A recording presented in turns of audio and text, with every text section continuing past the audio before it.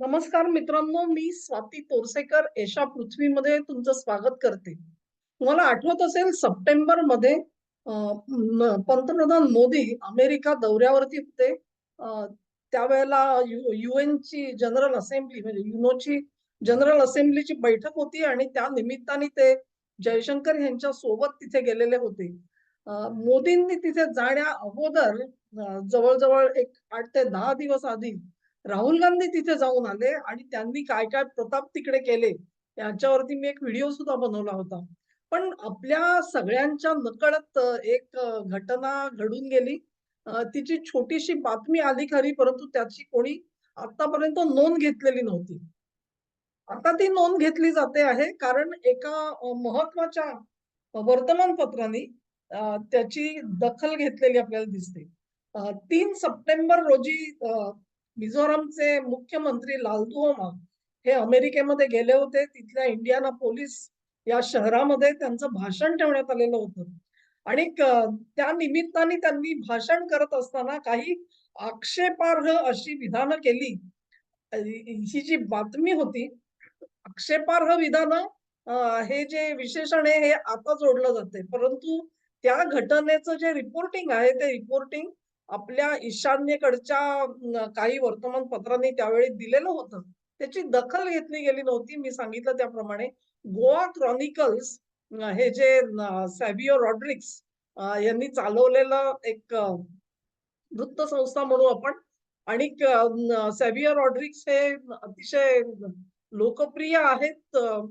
ते सतत नरेंद्र मोदी, भाजप यांच्या राष्ट्रीयत्वाकडे आकृष्ट झालेलं व्यक्तिमत्व आहे आणि वेगवेगळे प्रश्न ते अ, आपल्या वर्तमानपत्रामधून मांडत असतात. तर असे हे सॅव्हिओ रॉड्रिग्स यांनी 3 नोव्हेंबर रोजी ह्या प्रकरणाची दखल घेतली आणि त्याच्यावरती एक लेख प्रसिद्ध केला. मुळामध्ये लाल दुहोमा जे आहेत ते सप्टेंबरमध्ये मी म्हटलं त्याप्रमाणे इंडियाना पोलिसमध्ये गेले होते आणि साधारण तीच काळ येतो जेव्हा राहुल गांधी सुद्धा तिकडे पोहोचलेले होते. त्या सभेमध्ये ते काय बोलले हे महत्वाचं आहे. लालदुहोमा हे अमेरिकेला अधिकृत भेटीसाठी गेले होते. म्हणजे ती सरकारी भेट होती त्यांची. आणि ती भेट त्यांनी अशासाठी दिली होती, की त्यांना काही आपल्या राज्यामध्ये प्रोजेक्ट्स करायचे होते, प्रकल्प करायचे होते आणि त्याच्यासाठी अमेरिकेकडून मदत मिळते का आणि ती कशा पद्धतीने घेता येईल, हा हेतू सांगितला गेलेला होता. परंतु त्याच दरम्यान त्यांनी असं सांगितलं, की इंडियाना पोलिसमध्ये जवळ-जवळ 30,000 व्यक्ती ज्या आहेत, ह्या आमच्या प्रदेशामधल्या जे भारतीय आहेत ते अमेरिकेत राहतात आणि म्हणून त्यांनी एक टाउन हॉल मीटिंग घेतलेली होती.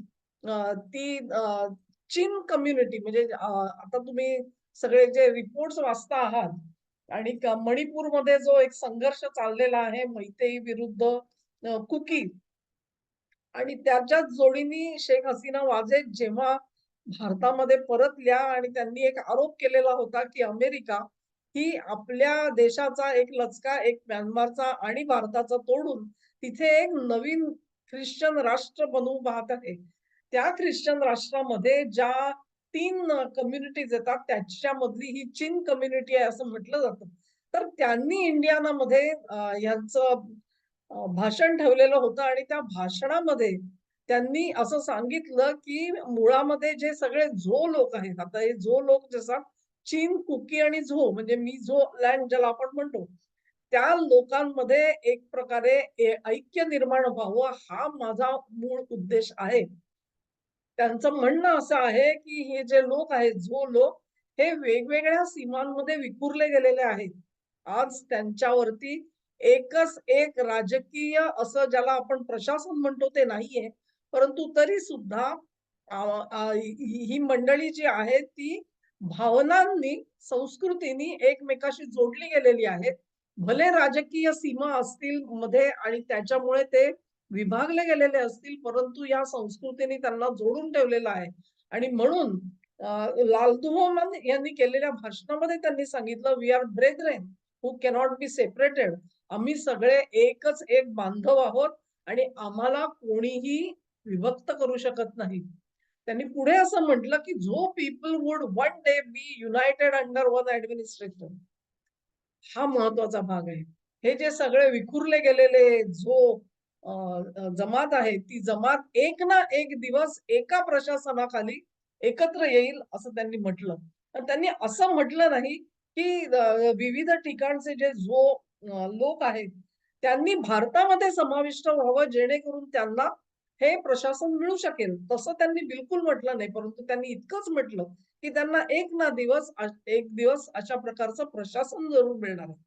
त्याच्यापुढे त्यांनी असं सांगितलं, की मी म्हटलं त्याप्रमाणे भौगोलिक सीमा जरी असल्या, तरी देखील आम्ही सगळे संस्कृतीनी, एथनिसिटीनी एकत्र बांधलेले लोक आहोत आणि म्हणून आम्हाला 3 राष्ट्रांमध्ये विभागून आमचं आयुष्य जगणं हे आम्हाला बिलकुल मान्य नाही.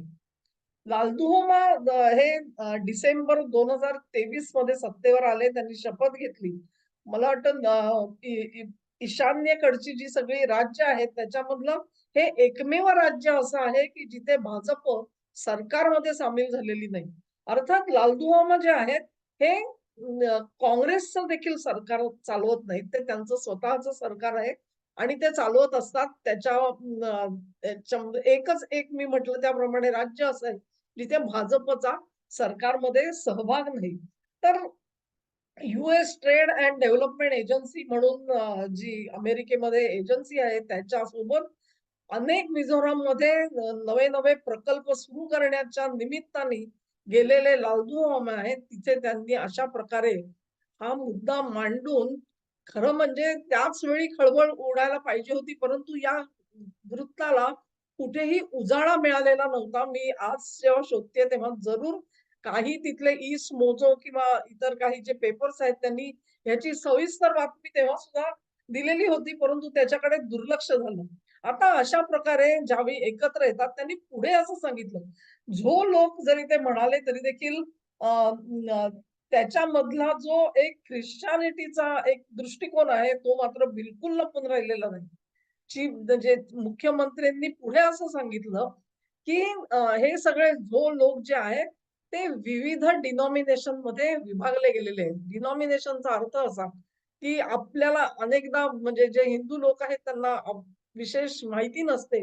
पण कुठलं प्रेस्बिटेरियन चर्च असतं, कुठलं लुथेरन असतं, कुठलं कॅथॉलिक असतं आणि ह्याच्यामधले जे छोटे-मोठे फरक आहेत ते खरं म्हणजे आपल्यालाही माहिती नसतात.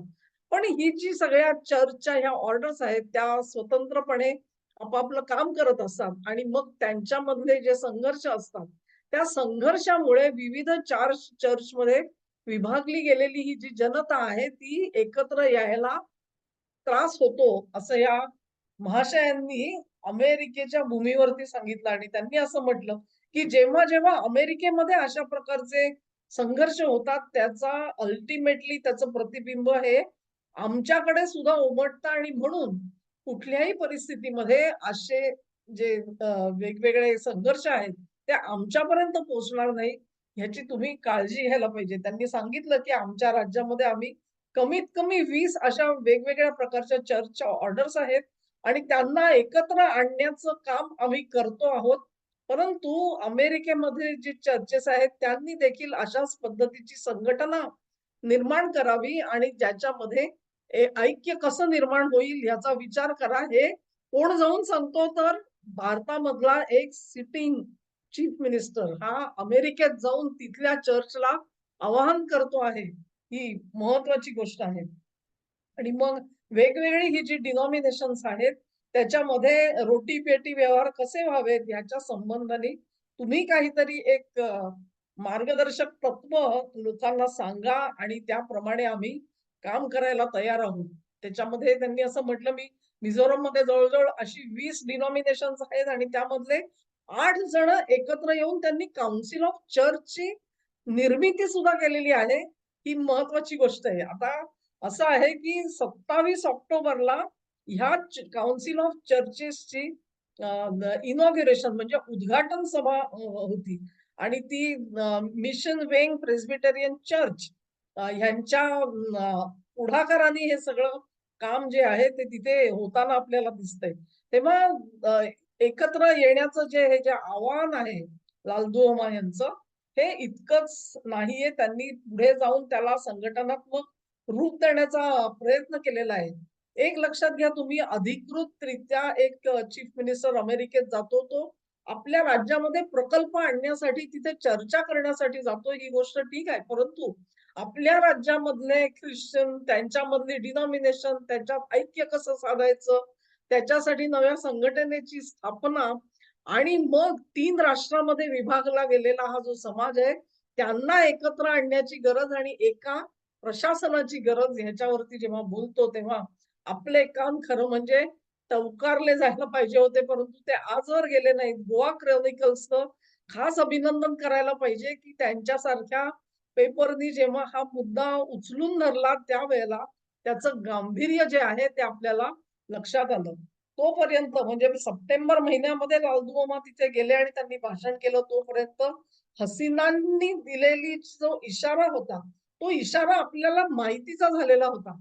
गंमत अशी आहे, की अनेक वेळेला अमेरिकन सूत्र असतील किंवा इथले सुद्धा काही सूत्र, सेक्युलर जे स्वतःला म्हणवतात, ती सूत्र या सगळ्यांचा इन्कार करत असतात, की ते म्हणतात, "छे, छे, हे काय असलंय." पण ज्यावेळेला तुम्ही काउन्सिल ऑफ चर्चेस सारखी संघटना निर्माण करता, एक सिटिंग चीफ मिनिस्टर जो आहे पदारूढ, तो अशा प्रकारची विधानं करतो, त्यावेळेला ही बाब जी आहे, ती गांभीर्याने घ्यावी लागते.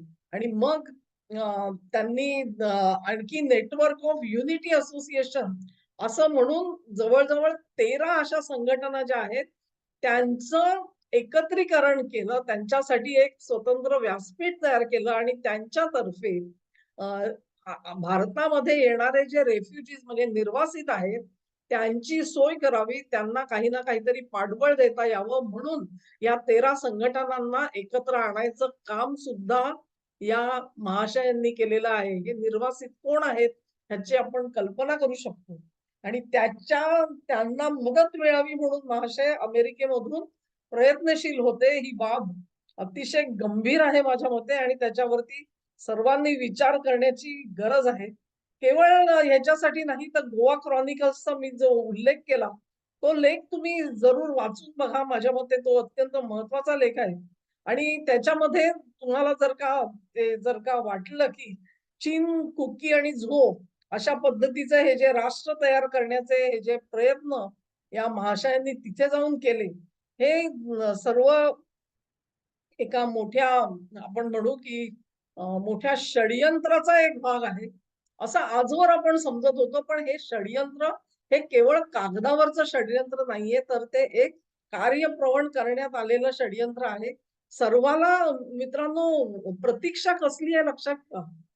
पहिला प्रतीक्षा होती हरियाणाची. हरियाणामध्ये भाजप जर का हरली असती, तर ते चौथं पानपत झालं असतं. चौथं पानपत हिंदूंचं.